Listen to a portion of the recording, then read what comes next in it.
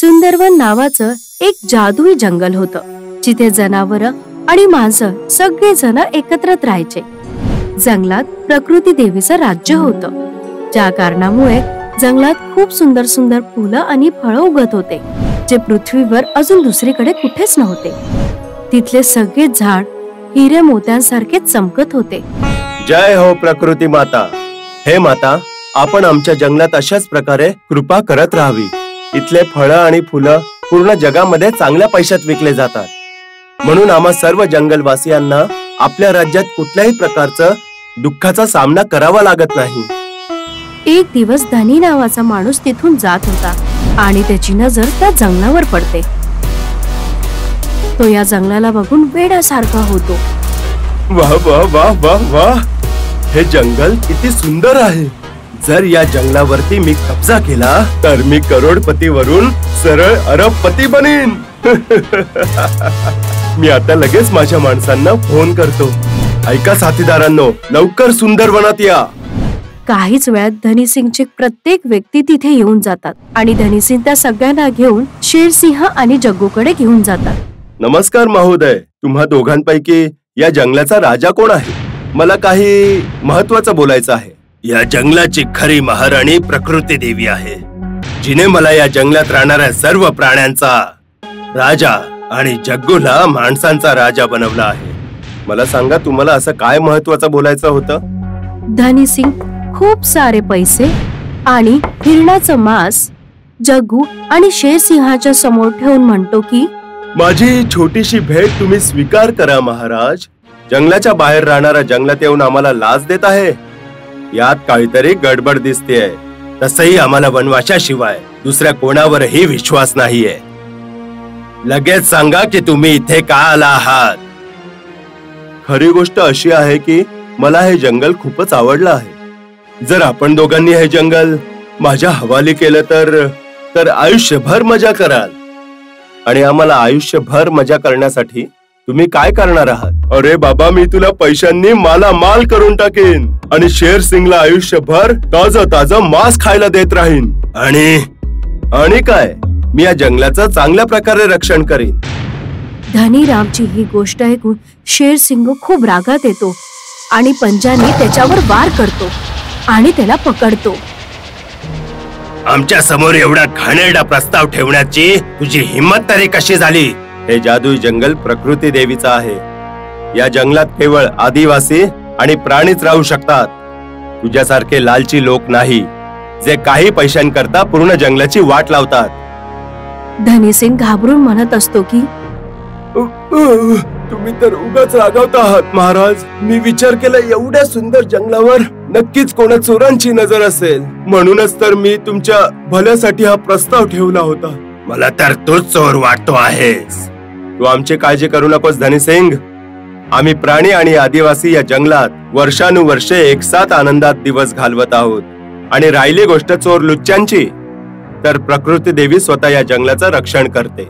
शेरसिंह आणि जग्गूचं जंगलाविषयी हे प्रेम बघून धनीसिंग आपली हार म्हणून तिथून निघून जातो आणि आपल्या घरी येऊन त्या जादुई जंगलाचं आपल्या हाती यायला पाहिजे त्याची षडयंत्र रचतो. समुद्र जरी सुकला किंवा आकाश जरी फाटलं, काही झालं तरी ते जंगल मी मिळवूनच राहीन. ते जंगल जेवढं हिरवगार आहे, त्यावरून असं वाटतं की त्या जंगलाच्या खाली बरचसं सोनं असू शकतं. जेव्हा धनीसिंग एकटा बडबड करत असतो, तेव्हा त्याची बायको रज्जू म्हणते, काय झालं हो? तुम्ही एकटे एकटे काय बोलत आहे? बाहेर लाकडाचं खाडूक पडलेलं आहे, त्याला तोडा, मला स्वयंपाक करायचा आहे. धनीसिंग बाहेर जाऊन लाकूड तोडत असतो आणि त्याच्यावर जोर जोराने मारत असतो, पण ते नाही तुटत. तेव्हा रज्जू म्हणते की तुम्ही एवढे मोठे सेठ झाले आहेत, पण तुम्हाला एवढी पण अक्कल नाही की हे सगळे एकत्रित राहतील तर हे तुटणं खूप मुश्किल होईल. त्यामुळे याला एक एक करून काढा आणि त्याला तोडा.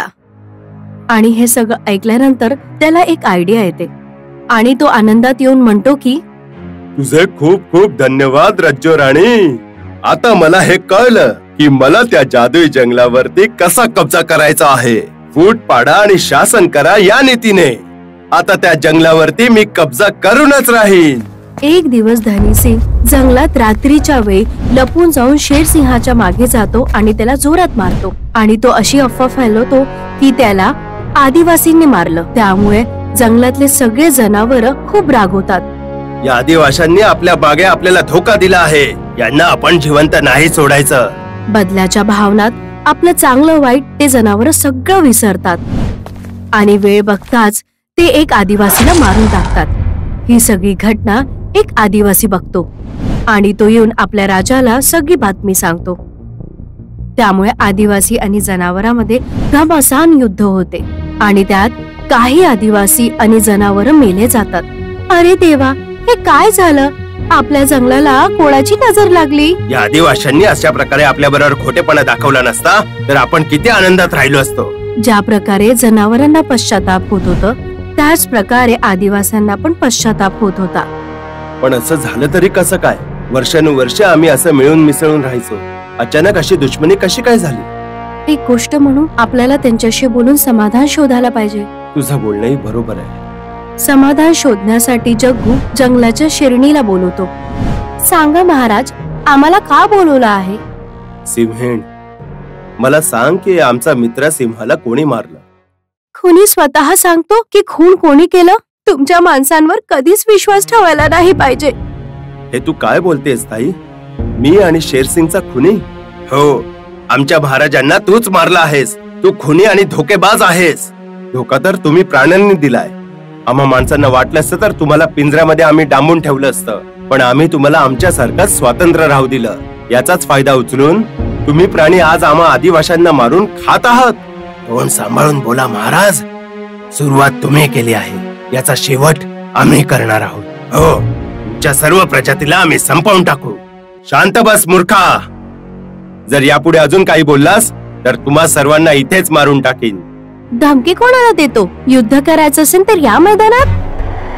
दोघां गटांमध्ये घमासान युद्ध होते आणि त्यांना बघून प्रकृती देवी खूप नाराज होते आणि दगडाच्या मूर्तीहून प्रकट होऊन रागाने म्हणते की थांबून जा. हे तुम्हा लोकांना काय झालं आहे? आपापसात युद्ध करून तुम्ही लोक स्वतःचा जीव घेणार का?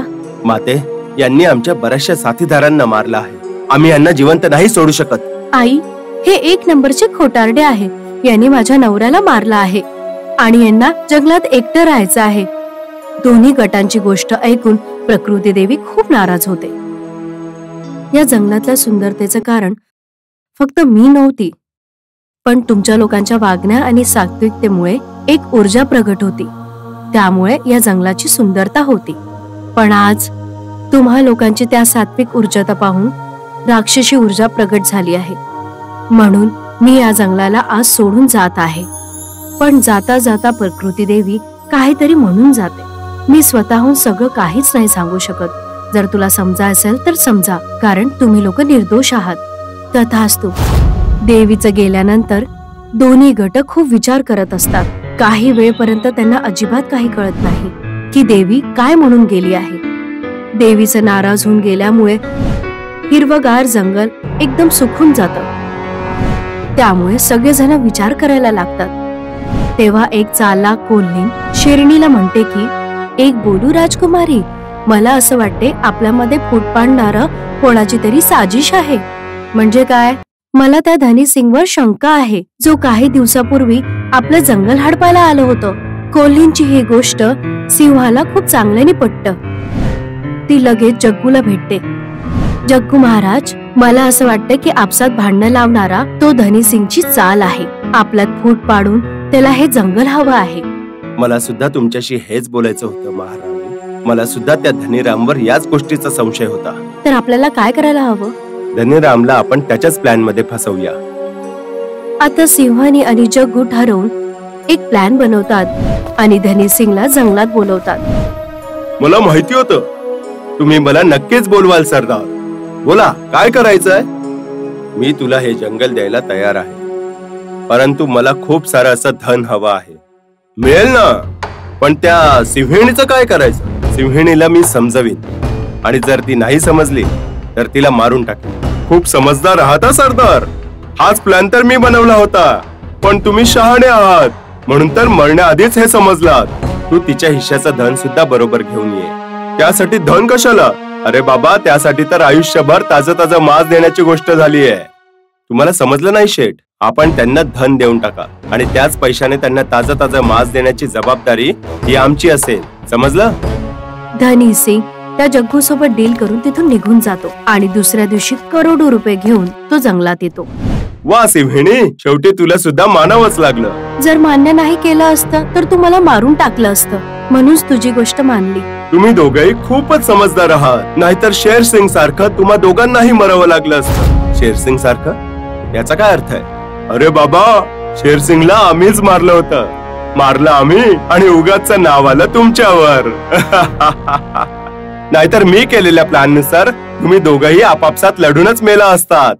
मग धनी सिंग जग्गू आणि सिंहनीला आपल्या प्लॅन बद्दल सांगतो. हे सगळं ऐकून सिंहनीच्या डोळ्यातून राग फुटत असतो. याचा अर्थ शेर सिंहाला मारून आमच्या दोघांमध्ये फूट पाडणारा तो तूच आहे.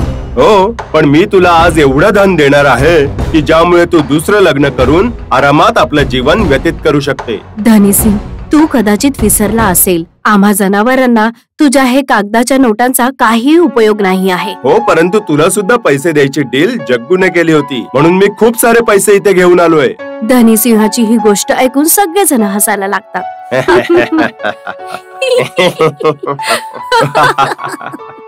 तुला असं वाटते तू आपल्या मर्जीने इथे आलायस? तू इथे आला नाही, तुला इथे बोलवल्या गेला आहे. याचा काय अर्थ? जेव्हा आम्हाला हे कळलं की आमच्या मैत्रीमध्ये तूच फूट पाडली आहेस, तेव्हा आम्ही तुलाच फसवून इथे आणण्याचा प्लॅन बनवला होता. आणि तू खूप चांगल्या पद्धतीने आमच्या प्लॅन मध्ये फसलास. आता आम्ही तुझं सर्व धन लुटणार आहोत आणि तुला खाऊन सुद्धा टाकू.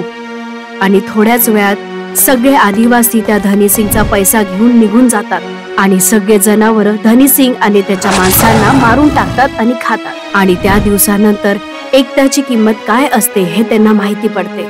जे एक आहे त्यांना कोणीच हरवू शकत नाही. बघितलं सिंहिणी, प्रकृती देवी आपल्याला हेच समजावत होती की जर आपण एकत्र राहिलो तर आपल्याला कोणीही हरवू शकणार नाही. हो, यानंतर आपण आपसात कधीच नाही लढू. सत्य काय आहे ते तुला कळलं हे समजून मी खूप प्रसन्न झाले. आता प्रत्येक वेळ मी तुझ्या सोबत राहील. आणि जेव्हा देवी मा परत येते तेव्हा सगळेजण आनंदित होतात. त्या दिवसानंतर सगळेजण एकत्रित राहून खूप आनंदित राहतात. तुम्हाला जर आमचा हा व्हिडिओ आवडला असेल तर प्लीज आमच्या चॅनलला सबस्क्राईब करा आणि हो, व्हिडिओला लाईक आणि शेअर करायलाही विसरू नका. धन्यवाद.